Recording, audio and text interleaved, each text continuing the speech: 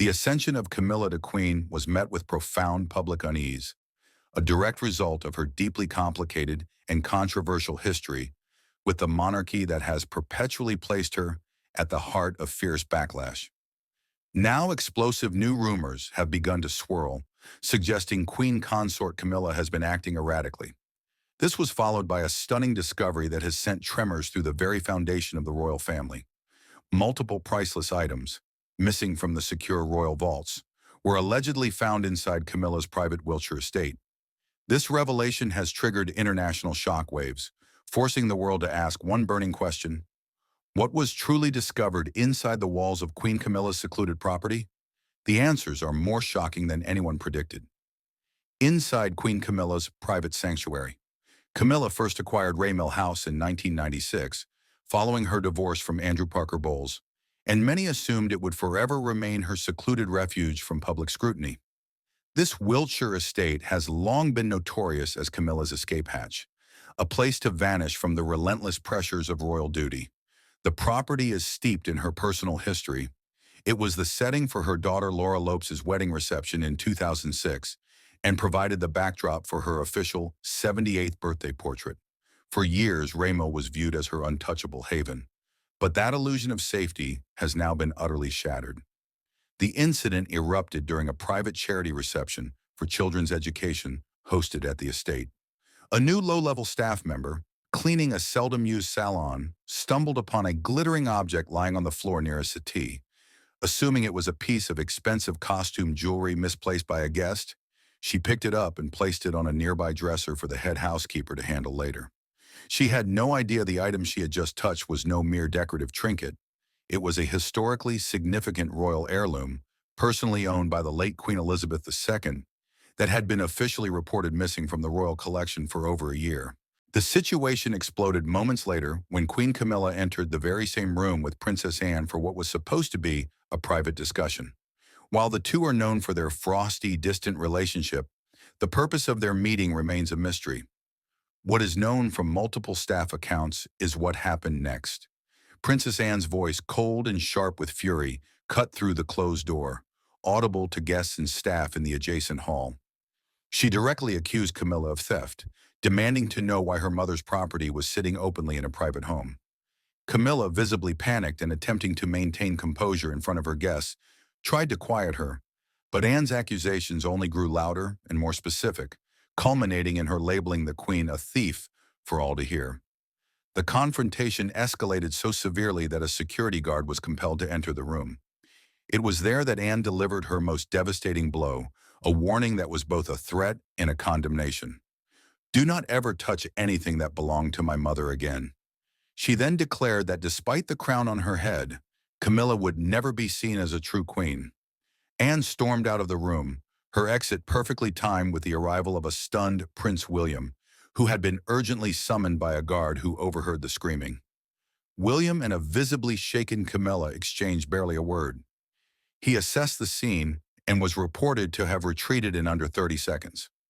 Miraculously, the charity event continued as scheduled, a testament to the family's ingrained discipline for public spectacle. However, witnesses noted a profound shift in King Charles's demeanor when he was briefed on the incident, his face clouded with a mixture of anger and profound dismay.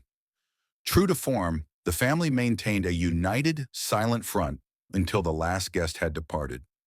That silence was broken the moment the doors closed. A frantic emergency meeting was convened in the estate's library, and despite King Charles's pleas for calm, the raised, furious voice of Princess Anne could still be heard echoing through the corridors, continuing her relentless confrontation.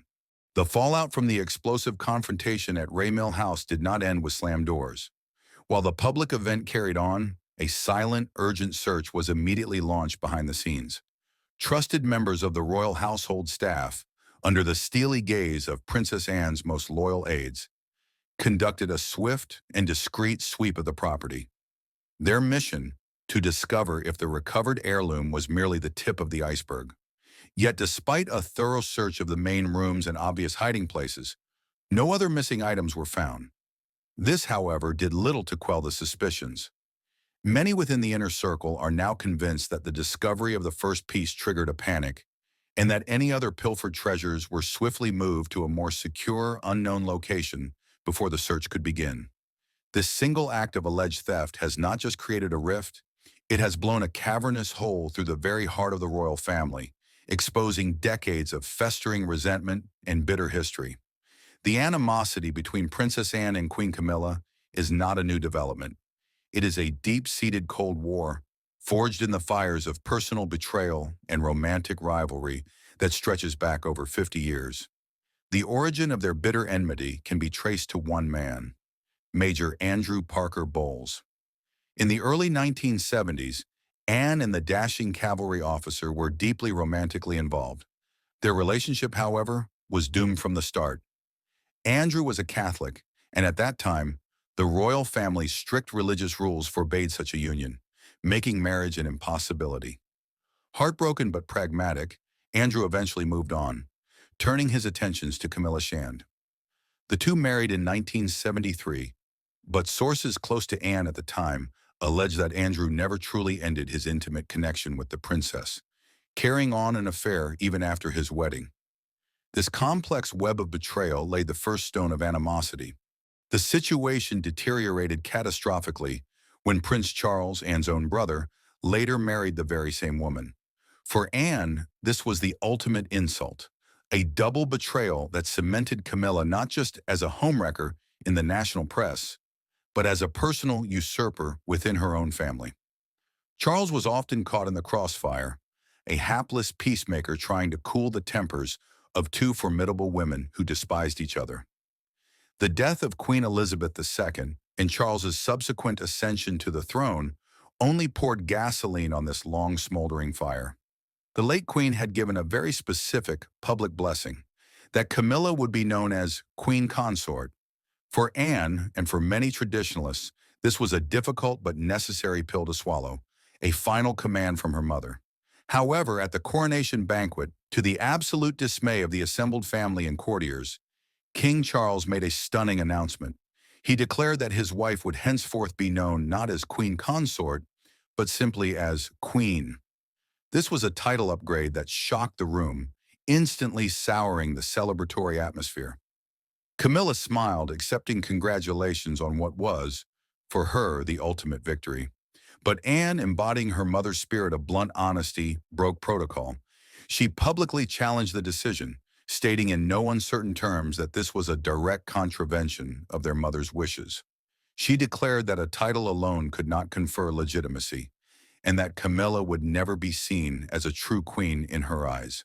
Her words, bitter and sharp, have now proven tragically prophetic. The scandal at Raymill seems to confirm Anne's darkest suspicions, that Camilla, not content with merely taking a title, would also help herself to the physical symbols of a legacy she was never meant to fully inherit. This pattern of acquisition, however, did not begin with jewels. Long before she set her sights on the crown's treasures, Camilla was taking something far more precious, another woman's husband. Her entire history with the royal family is built upon taking what did not belong to her. Her relationship with Prince Charles began in the 1970s, but was put on hold when he left for naval duty and she married Andrew Parker Bowles. Yet even after her marriage, she maintained an intensely close friendship with Charles, who became godfather to her first son. When her marriage to Andrew began to crumble due to his infidelities, she did not turn to friends or family. She turned back to Charles, rekindling their romantic affair while he was courting a young, innocent Lady Diana Spencer. Charles and Diana's storybook wedding in 1981, watched by millions, was almost derailed days before the ceremony when Diana discovered a personally engraved bracelet intended for Camilla. This set the tone for a marriage perpetually haunted by a third party. As Diana blossomed into the beloved people's princess, Charles grew increasingly resentful and retreated further into the arms of Camilla. Diana, isolated, heartbroken, and battling postnatal depression, was forced to watch as the husband who should have been her support was consistently absent, choosing instead the company of the woman who had stolen his heart. Driven to desperation, Diana fought back the only way she could. In a move that shook the monarchy to its core, she secretly collaborated with author Andrew Morton on the book Diana, Her True Story, which laid bare the truth of her lonely and loveless marriage. The palace denied everything and threatened to sue, but the dam had broken. The scandal reached a humiliating peak in 1993 with the leak of the Tampon Gate transcript, an intimate and deeply embarrassing phone call between Charles and Camilla that made a global mockery of the future king. Diana's final, devastating blow was her 1995 Panorama interview, where she famously stated, "There were three of us in this marriage, so it was a bit crowded," publicly naming Camilla as the destructive force in her union. Even Diana's tragic death in 1997 did not end the affair. Charles defied even his mother, Queen Elizabeth, who was furious and refused to be associated with Camilla for years. He was determined to make Camilla his wife, a goal he finally achieved in 2005. Since then, Camilla has worked tirelessly to rehabilitate her image through calculated charity work and careful media manipulation, even allegedly trading private stories about her stepson Harry to secure positive press for herself. Her eventual crowning as queen was the culmination of a decades-long campaign. But as the events at Raymil House suggest, some instincts never change. The drive to acquire, to possess what one is not entitled to, appears to be a permanent feature of her character. Her journey to the crown was not built on virtue, but on scandal, strategy, and a relentless determination to take what she wanted, be it a husband, a title, or a queen's most cherished jewels.